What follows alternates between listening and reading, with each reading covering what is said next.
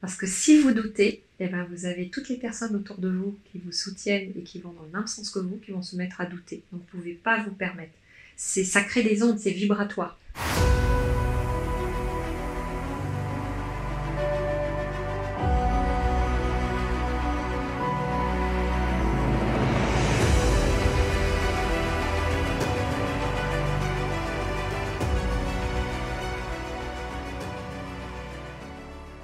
Être entrepreneur, c'est gérer les doutes au quotidien.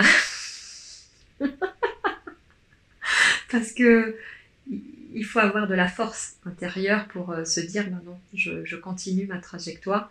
Parce que si vous doutez, eh ben vous avez toutes les personnes autour de vous qui vous soutiennent et qui vont dans le même sens que vous, qui vont se mettre à douter. Donc vous ne pouvez pas vous permettre. Ça crée des ondes, c'est vibratoire. La vibration du doute, de la peur, elle va tout de suite partir. On va sentir que vous êtes comme ça et les autres vont dire « Ah, elle est comme ça commence à risquer. Oh là là, elle n'est pas sûre. » Vous ne pouvez pas vous permettre. Donc, toujours travailler sur votre centre, toujours travailler à revenir à votre sérénité. Ça, c'est indispensable. Vous ne pouvez pas faire autrement. C'est un devoir, c'est une obligation. Vous devez le faire parce que vous êtes responsable de votre entreprise et vous êtes responsable des personnes qui travaillent avec vous. Et ces personnes qui travaillent avec vous, eh bien, elles ont aussi leur revenu chaque mois et leur famille dépend aussi de leur travail. Donc, vous voyez, c'est beaucoup plus large que juste votre petite personne. Donc, vous avez l'obligation de revenir à vous et de faire ce qui est nécessaire.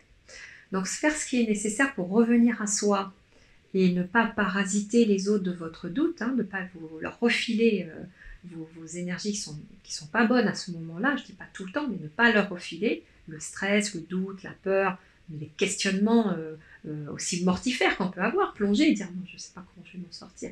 Non, on arrête là. Tout d'abord, je vous dirais, vous prenez une pause, vous faites un break, vous arrêtez ce que vous faites, vous arrêtez.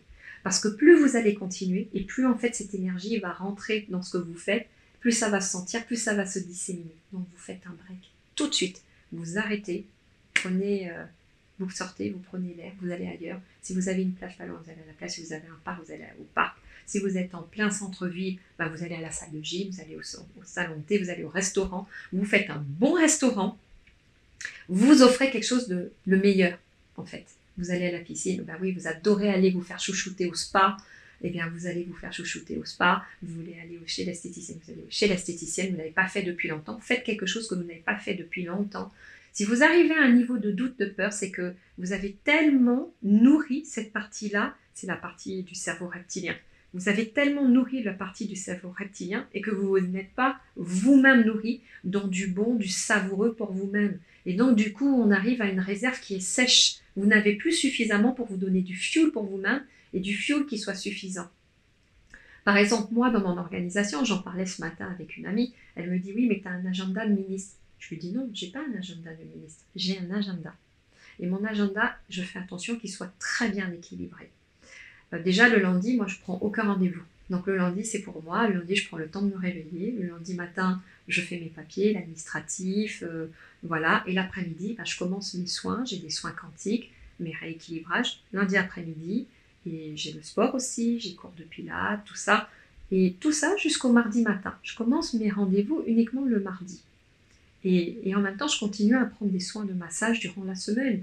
Et mes journées sont constituées de, je vais dire, le matin ou l'après-midi, peu importe, mais une grosse moitié de la journée, c'est de la production. Et le reste du temps, j'ai mes soins. Je suis quand même sur une table de massage très souvent dans la semaine, où je reçois des soins bénéfiques de restructuration et d'expansion de mon champ vibratoire pour le maintenir le plus élevé possible. Et donc, du coup, ça prend de la place forcément dans une journée. Il y a 24 heures et puis voilà, ça s'étale sur 8-12 heures. Après, j'en conviens, j'ai une capacité, j'ai beaucoup d'énergie et comme on dit, je suis branchée à la source, j'ai énormément de vitalité et donc j'ai besoin de dormir peu. Mais même pour dormir peu, je travaille la nuit, je crée la nuit, mais c'est à mon rythme, c'est pas à la va-vite, c'est à mon rythme.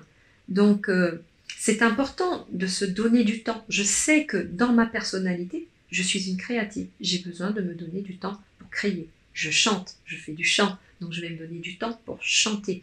Je vais me donner du temps pour écrire, parce que j'ai besoin d'écrire peut-être des idées qui me viennent, ou des messages, comme je canalise, donc je vais écrire. Je donne du temps à ça et je donne beaucoup de temps. Et le temps de production administrative où je dois répondre du suivi de dossier, ben je vais le compresser, je vais le faire très très très vite pendant 4-5 heures de temps pour me laisser énormément de temps pour moi.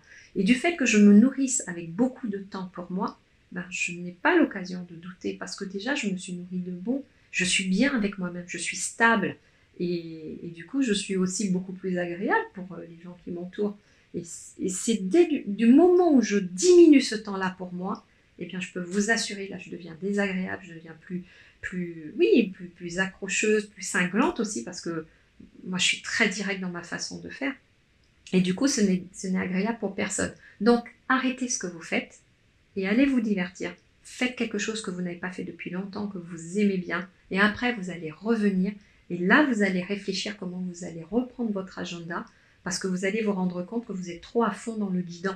Il faut lever la tête pour voir, ok, je mets trop d'énergie dans les problèmes. Si vous gérez les problèmes à longueur de journée, vous faites une journée de 12 heures et que vous êtes tout le temps dans les problèmes à vous demander, mais comment faire ça, comment je vais gérer ce schéma, comment ci, comment ça, votre cerveau, il pète les plombs, votre corps, votre aura, votre âme, elle pète les plombs, elle a besoin d'air. Donc, créez-vous des espaces où vous soufflez, même si ça vous coûte, parce qu'au début, c'est difficile d'arrêter.